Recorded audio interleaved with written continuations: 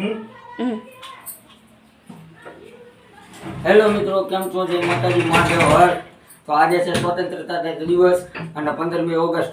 તો 15મી ઓગસ્ટમાં તમારે ખાલી એટલું જ કેવું છે કે આપણા ભારત દેશ આઝાદ થયો એ આજે દિવસ છે. તો આપણા દેશ આઝાદ થયાની દિવસની ઉજવણી માટે અમારે બે શબ્દ કહેવા છે કે આપણા દેશ માટે ઘણા શૂરવીરોએ મહેનત કરી, લડી કરવી અને પછી આપણા દેશને આઝાદ કરાવ્યો છે. તો મિત્રો, મારું એવું કહેવું છે કે બધાને આજે આપણે યાદ કરવા જોઈએ અને બધાના માટે આપણે થોડુંક એવું યાદી કરવી જોઈએ. અને મારું તો બસ ખાલી એટલું જ કહેવાનું છે કે બધા મિત્રોએ ભેગા થઈ અને આપણા દેશનો જ્યારે ધ્વજવંદન થતું હોય ત્યાં જવું જોઈએ.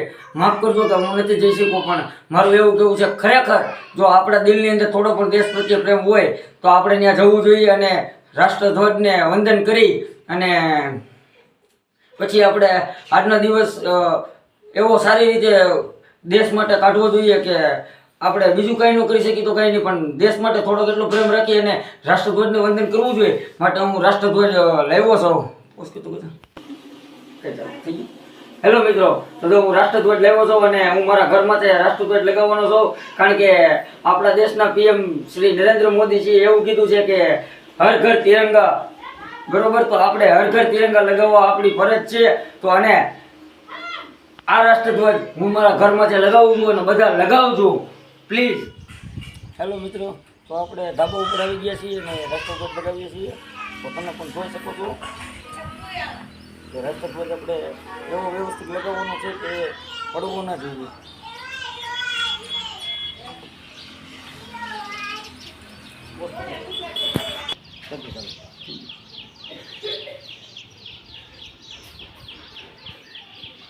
ભારત માતા કી જય. તો મિત્રો, મારા ઘરે મેં રાષ્ટ્રધ્વજ લગાવી દીધો છે અને હું રાષ્ટ્રધ્વજને સાક્ષાત નમન કરું છું. અને મારું બસ એટલું જ કહેવાનું છે કે બધા પોતાની ઘરે રાષ્ટ્રધ્વજ લગાવવો જોઈએ. કારણ કે આપણા દેશનો તિરંગો છે એ જ આપણી શાન છે અને આપણી શાન માથે આપણે ગર્વ હોવો જોઈએ, જરૂરી છે. તો મિત્રો, આજે 15મી ઓગસ્ટ હતી એટલે અમારા નિશુબેન જેમ કે નિશાળે કાર્યક્રમ હોય તો કાર્યક્રમમાં જઈને અત્યારે પાછા ફરી ગયા છે. અને પપ્પા એમને લઈને ગયા હતા, પપ્પા મહાદેવર અમારા. હેલો મિત્રો, તો આજે આપણી ઘરે પાછા એક નવા મહેમાન આવ્યા છે. હું કેટલો ભાગ્યશાળી વ્યક્તિ છું કે મારી ઘરે એક દિવસ પણ એવો નથી જતો કે મહેમાન ના હોય એવો.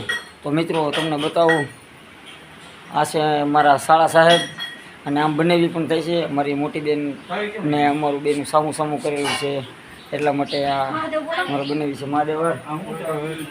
અને આ અમારા ભણુભા છે, એકના એક છે, બહુ વ્યવસ્થિત માણસ છે. અને આજે 15મી ઓગસ્ટ નિમિત્તે જો મહાદેવ કે બેટા મહાદેવ જો એ જો આજે 15મી ઓગસ્ટના ઉત્સવમાં ગયો તો માટે તમે એનું ટી-શર્ટ જોઈ શકો છો. ટી-શર્ટ બતાવો બધા અહીંયા ઓરો જો તમે જોઈ શકો છો. જો ટી-શર્ટ બતાવજો, આ ટી-શર્ટ જો. અને આ અમારો બીજો ભણુભા છે, નાની બેનનો છોકરો છે, આ મોટી બેનનો છે. અને આ નિશુને તમે ઓળખો. અને આ અમારે આર્મી મેન છે જે ઈ પણ જો કેવું કરે જો નકરા એને બહુ પાકા ભાવે. આ અમારા જીએનસી બેન છે અને આ અમારી મોટી બેન છે, મારથી નાની મહાદેવર, મારથી નાની બેન છે. અને આ ઈ બેનથી નાની બેન, આનું નામ છે કાજલબેન, કાજલબેન મહાદેવર. અને એ બધી તો ઠીક, પણ તમારા ઘરવાળા કેમ નથી આવ્યા? હા, રક્ષાબંધન નજીક આવે છે ને મિત્રો, રક્ષાબંધન આવે છે ને તો મિત્રો બે બેનું મને રાખડી બાંધવા માટે આવી છે. અને આજે આપણે બે બેનુંને થોડુંક કામ હતું એટલે થોડીક અગાઉ આવી ગઈ છે. કારણ કે અમારે આ શાળા સાહેબ છે ને એમને રજા નથી મળતી એટલા માટે થોડાક વહેલા હાર બેનને આવવું પડ્યું છે. નકર તો બેન રક્ષાબંધનના દિવસે જ સવારમાં આવે છે અને સવારના પોરમાં ચડતા પોરે જ બેન મને રાખડી બાંધે અને પછી હું ગમે ત્યાં જતો હોય છું. પણ આ વખતે થોડું ઊંધું થઈ ગયું છે કારણ કે થોડોક સમયનો અભાવ છે એટલા માટે. અને ગોરલ કંઈક રસોડામાં આજે મસ્ત મસ્ત બનાવે છે બેન આવી છે તો આપણે એ પણ જોઈ બેન શું બનાવે છે. આગળ બેટા જો તમને બતાવું શું બનાવે છે. ગોરલ શું બનાવીશું જો ગોરલ મહાદેવર જો જોઈ શકો છો તમે. જો આ વઘાર બઘાર કરીને બનાવી હું બનાવીશું બટાકાનું શાક છે, તો રોટલી, દાળ ભાત, લાડવા છે ને, લાડવા પણ છે મિત્રો, સંભારો, છાશ, પાપડ બધું હોય છે. તો જમવા બધા પધારો. અને જો કોઈ મારી ચેનલમાં નવા હોય તો લાઈક, શેર અને સબસ્ક્રાઈબ કરવાનું ભૂલતા નહીં મિત્રો. અને ખાસ કરીને કોમેન્ટ કરજો કે મારે કયા ટોપિક ઉપર વિડીયો બનાવવો, આ ખાસ ભૂલતા નહીં મિત્રો. અને જો આ કાંક નીચું હોય ને, આ મારા ભાણુભાને રાખડી બતાવે છે. જો આવી કાંક રાખડી છે, જો તમને દેખાય આમ હરખું વ્યવસ્થિત. જો આવી રીતનું છે કાંક મોટું પતલું છે કાંક જો છે. અમારે નિશુબેન આવી કાંક રાખડી ભાઈ હાટું લઈ આવી છે, અને અત્યારે ભાણુભા આવ્યા છે તો આપી દે.